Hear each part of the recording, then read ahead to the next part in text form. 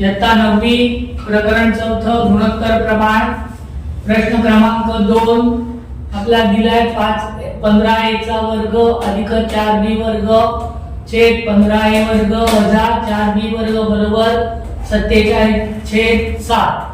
आपल्याला पहिल्या याच्यात सांगितलंय 1/b ची किंमत काढायची। प्रथम आपण एक कंसात लिहून घेऊ 15a वर्ग अधिक 4b वर्ग छेद कंसात 15a वर्ग वजा 4b वर्ग बरोबर 47/7। हा अंश आहे आणि हा छेद आहे। अंशामधून आपण अंशामध्ये छेद मिळवणार आणि अंशातून छेद वजा करणार म्हणजे योग वियोग क्रिया करणार। मग योग वियोग क्रियेने काय होणार आहे पहिल्या कंसामध्ये योग वियोग क्रिया करणार आपण। तर पहिल्या कंसात 15a अधिक 4b कंस पूर्ण अधिक छेद लिहिणार 15a वर्ग वजा 4b वर्ग कंस पूर्ण छेद परत पहिले अंश लिहिणार 15a वर्ग अधिक 4b वर्ग वजा छेद 15a वर्ग वजा 4b वर्ग बरोबर 47 अधिक 4 आणि छेदाला 47 वजा 7। कंस आपण आता उघडणार आहोत।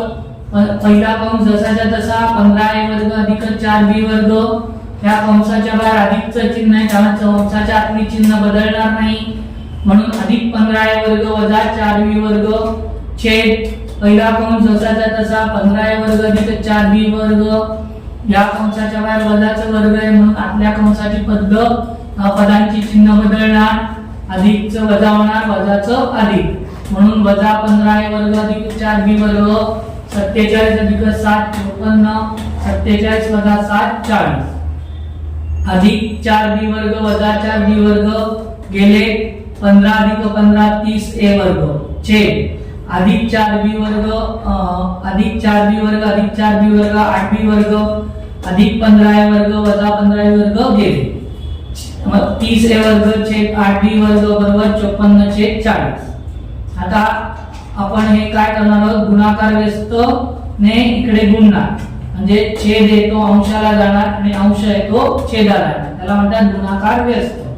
मग a वर्ग छेद b वर्ग बरोबर 54/40 गुणिले 8/30 8 1 8 8 पंचे 40 6 पंचे 30 6 9 54 9 1 9 5 5 25 a वर्ग छेद b वर्ग बरोबर 9/25 दोन्ही बाजूचा आपण वर्गमूळ काढलं a छेद b बरोबर 9 चा वर्गमूळ 3 25 चा वर्गमूळ 5 a छेद b बरोबर 3/5। आता हे गुणोत्तर घेऊन आपण पुढची तिन्ही गणित सोडवणार। त्याच्यातलं दुसरं गणित आहे 7a वजा 3b छेद 7a अधिक 3b। प्रथम आपण आपलं गुणोत्तर आहे a छेद b बरोबर 3/5 a चा सहगुणक 7 b चा सहगुणक 3 म्हणून आपण 7/3 ने दोन्ही बाजूला गुणू a छेद b गुणिले 7/3 बरोबर 3/5 गुणिले 7/3 3 1 3 3 1 3 7 1 7 5 1 5 7a अधिक छेद 3b बरोबर 7/5। आता आपण काय करणार अधिक आणि वजा अधिक वजा योग वियोग क्रिया म्हणून 7a अधिक 3b छेद 7a वजा 3b बरोबर 7 अधिक 5 छेद 7 वजा 5 7a अधिक 3b छेद 7a वजा 3b बरोबर 7 अधिक 5 12 7 वजा 5 2 2 के 2 12 म्हणून 7a अधिक 3b छेद 7a वजा 3b बरोबर 7/1। आपल्याला काय म्हणजे 7a वजा 3b छेद 7a अधिक 3b याचा जर आपण व्यस्त क्रिया केली म्हणजे उलट केलं छेद येतो अंशाला आणि अंश येतो छेदाला घेतला तर त्या क्रियेला म्हणतात व्यस्त क्रिया। मग व्यस्त क्रियेने काय होणार 7a वजा 3b छेद 7a अधिक 3b तसंच इथे पण काय होणार उलट होणार 1/6। तिसरं गणित b वर्ग वजा 2a वर्ग छेद b वर्ग अधिक 2a वर्ग 1 छेद b बरोबर 3/5 b पहिला आहे म्हणून आपण याची व्यस्त क्रिया करणार मग b छेद a बरोबर 5/3। आता पहिले वर्ग आहे म्हणून दोन्ही बाजूचा वर्ग केला b वर्ग छेद a वर्ग बरोबर 5 चा वर्ग छेद 3 चा वर्ग b वर्ग छेद a वर्ग बरोबर 5 चा वर्ग 25 3 चा वर्ग 9 बी वर्ग छेद ए बरोबर 25/9. ए चा बी चा सहगुणक 1, ए चा सहगुणक 2 म्हणजेच 1/2 ने आपण दोन्ही बाजूला गुणू. बी वर्ग छेद ए वर्ग गुणिले 1/2 बरोबर 25/9 गुणिले 1/2. बी वर्ग छेद 2 ए वर्ग बरोबर 25 × 25 9 × 18 25/18.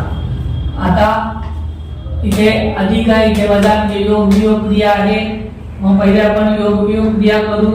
बी वर्ग अधिक 2a वर्ग छेद बी वर्ग वजा 2a वर्ग बरोबर 25 + 18 25 + 18 म्हणून बी वर्ग अधिक 2a वर्ग छेद बी वर्ग वजा 2a वर्ग बरोबर 43 43/7.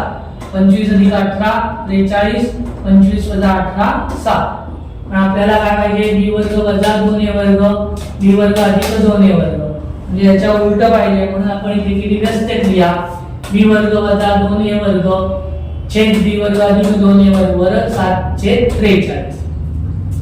चौथं गणित बी घन वजा 2a घन छेद बी घन अधिक 2a घन a छेद b बरोबर 3/5.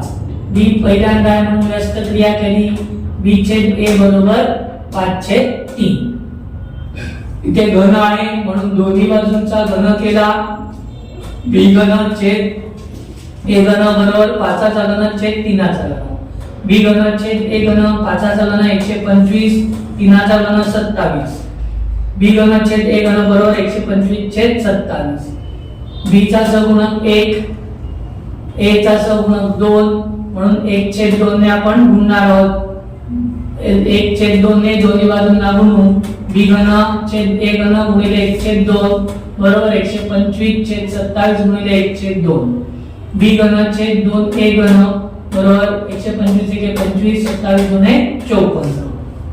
b घन छेद 2a घन बरोबर 125/24. आपण योग वियोग क्रिया करणार. b घन अधिक 2a घन छेद b घन वजा 2a घन बरोबर 125 + 54 125 + 54. b घन अधिक 2a घन छेद b घन वजा 2a घन बरोबर 5 + 4 9 5 + 2 7 179. 5 × 4 गेला 1 2 × 5 जाते म्हणून 12 × 7 5 गेले उरले 7 1 1 गेले 0 71. b घन अधिक 2a घन छेद b घन वजा 2a घन बरोबर 179/71. आपल्याला पाहिजे b घन वजा 2a घन छेद b घन अधिक 2a घन. म्हणून आपण याचं काय करणार व्यस्त क्रिया करणार. म्हणून व्यस्त क्रिया बरोबर b घन वजा 2a घन छेद b घन अधिक 2a घन बरोबर 71/179.